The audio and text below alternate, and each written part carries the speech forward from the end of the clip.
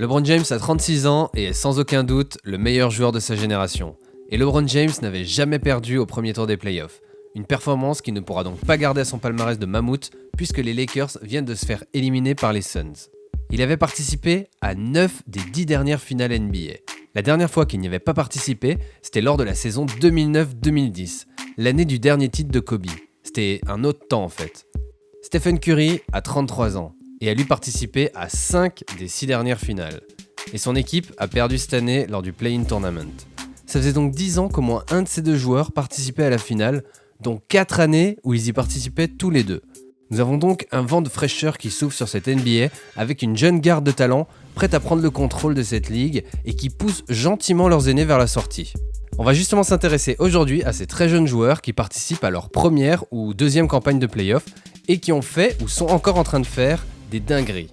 Honneur à Devin Booker, 24 ans, première campagne de playoff et quel baptême du feu incroyable.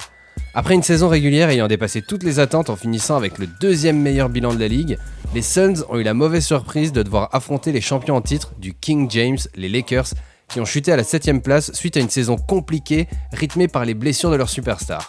Un sacré cadeau empoisonné qui aurait pu terminer la belle saison des Suns sur une note très amère. Mais Phoenix a assuré derrière un Devin Booker taille patron. 29,7 points de moyenne, 6,2 rebonds et 5 passes par match, quasiment en 50-40-90, et surtout une véritable impression de sérénité et de contrôle qui ont vite fait oublier les critiques des dernières années disant que Booker était un joueur qui faisait des stats mais qui ne faisait pas gagner.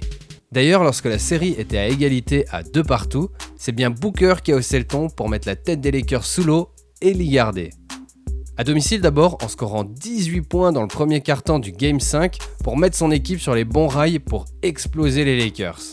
Et ensuite au Staples Center de Los Angeles, alors que les Lakers étaient dos au mur et devaient absolument gagner pour sauver leur saison, Booker ne leur a pas laissé le temps d'avoir de l'espoir en scorant cette fois-ci 22 points dans le premier quart, dont un 6 sur 6 à 3 points. Il scorera d'ailleurs 47 points dans ce match, son plus gros total de la série. Booker sait tout faire, il est super dangereux à 3 points bien sûr, mais il a aussi un super jeu à mi-distance, des moves à la Kobe et une très bonne qualité de drive. Et vu la maturité qu'il affiche et le niveau de l'équipe, j'ai hâte de voir jusqu'où ils peuvent aller dans ces playoffs. Un autre joueur encore plus jeune faisait ses débuts dans ces playoffs, Trae Young, 22 ans. Tout le monde connaît son histoire, il a été échangé le soir de la draft avec Luka Doncic, un prodige générationnel dont on va reparler plus tard dans cette vidéo. Du coup, il est forcément toujours comparé à lui et la comparaison n'est pas facile à tenir vu l'impact de Doncic en NBA. Donc c'est peu dire si Trae Young était attendu au tournant pour ses premières playoffs. Et une chose est sûre, c'est que ce mec est fait pour jouer sur cette scène-là et qu'il ne laissera personne raconter son histoire à sa place. Une série contre les Knicks de New York, le plus gros marché de la planète NBA. La pression au max, un Madison Square Garden plein, enfin, toutes les caméras braquées sur lui et c'était parti pour le Trae Young Show. Et il n'a pas fait dans le détail, ne laissant aucun espoir aux Knicks quant à une éventuelle qualification. Il nous a même offert un spectacle de trash-talking avec les fans de New York qui l'ont vite transformé en ennemi public numéro 1. Trae Young a tourné à 29,2 points, 2,8 rebonds et 9,8 passes par match et les Hawks ont facilement gagné cette série 4-1. Et dès le premier match, Trae Young sort une très grosse performance de 32 points et 10 passes décisives, mais surtout avec ce shoot de la gagne quasiment au buzzer. Sur cette action en 1 contre 1 face au pauvre Frank Ntilikina que Thibodeau a décidé pour des raisons obscures de faire rentrer sur le terrain juste pour cette occasion, alors qu'il chauffait le banc depuis le début du match, Trae Young lui fait danser la carioca et score sur un flotteur pour donner 2 points d'avance aux Hawks et nous gratifie d'une célébration ultra culottée en demandant aux fans de Knicks de se taire et en mimant son fameux geste de frisson, pour indiquer que la salle venait de se faire climatiser par son shoot. S'en est suivi une vraie confrontation entre le jeune meneur et les fans de New York à coup de trash-talking comme on l'aime et qu'on retiendra, et d'un geste pitoyable que l'on condamnera. Et bien sûr, comme le dit Ice Trae lui-même, il sait comment les artistes terminent un show et a donc offert une dernière performance digne de ce nom pour éliminer les Knicks avec 36 points et une révérence finale à son public ennemi. Est-ce que Trae Young était à 22 ans le meilleur joueur sur le terrain pour sa première série de playoffs de sa carrière ? Je pense que la question elle est vite répondue. Le troisième joueur qui participait à ses premières playoffs et qui a montré de très belles choses, c'est Ja Morant, des Grizzlies. Et il a commencé à nous montrer qu'il était prêt dès le play-in en scorant 35 points pour envoyer les Warriors du double MVP Stephen Curry en vacances. La marche a ensuite été un peu trop haute pour son équipe, qui ont dû affronter la meilleure équipe de la ligue en saison régulière, le Jazz d'Utah. Mais Ja n'a pas démérité, il a même été plutôt très impressionnant en compilant 30,2 points, 4,8 rebonds et 8,2 passes par match, avec un Game 2 à 47 points qui n'aura finalement pas été suffisant pour contenir un Jazz trop solide. Au final, les Grizzlies s'inclinent logiquement 4-1 dans cette série. Mais l'important est clairement ailleurs pour cette jeune équipe qui a dépassé les attentes en se qualifiant pour les playoffs.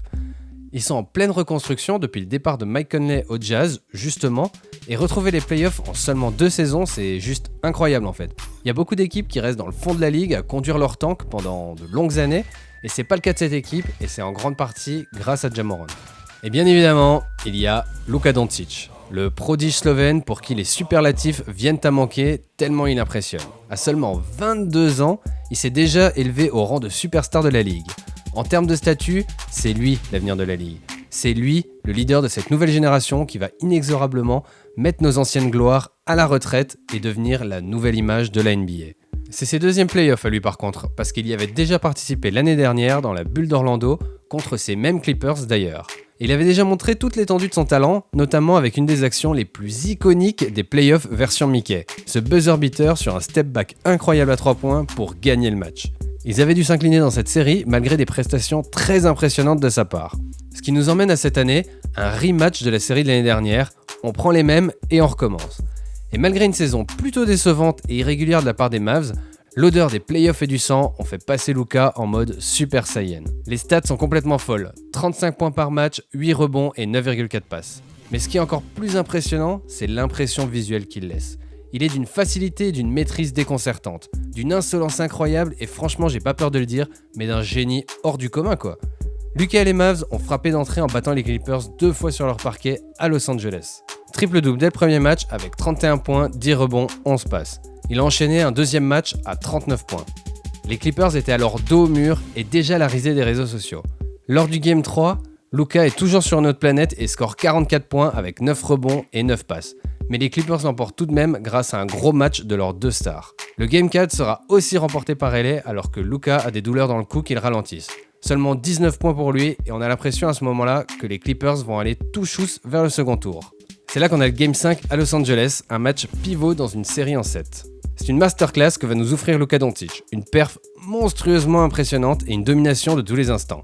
Doncic score 42 points et fait 14 passes décisives. Dallas a marqué au total 37 paniers ce soir-là et Luka a marqué ou fait une passe décisive sur 31 de ses 37 paniers. Ça, c'est ce qu'on appelle porter son équipe sur son dos. Le match 6 sera beaucoup plus compliqué pour Luka avec une très grosse défense de Kawhi qui d'ailleurs sera impressionnant de l'autre côté du terrain aussi en scorant 45 points pour permettre aux Clippers d'accrocher un Game 7. Au moment où je tourne cette vidéo, le Game 7 n'a pas encore eu lieu, mais j'ai très hâte de voir ce qui va s'y passer parce que un duel entre Luka Doncic et Kawhi Leonard pour un Game 7, on a là deux joueurs extraordinaires qui sont plutôt très clutch et ça peut vraiment donner un duel complètement épique. En tout cas, quoi qu'il en soit, qu'il gagne cette série ou qu'il la perde, Luka aura impressionné pendant ses playoffs. Parce que les Clippers, eux, sont favoris pour aller chercher le titre, ils ont des très gros joueurs qui sont capables de défendre, et l'équipe de Dallas sur le papier est quand même beaucoup moins forte. Donc Luka a vraiment dû porter toute son équipe à chaque match pour pouvoir rester dans cette série et se donner une chance de la gagner.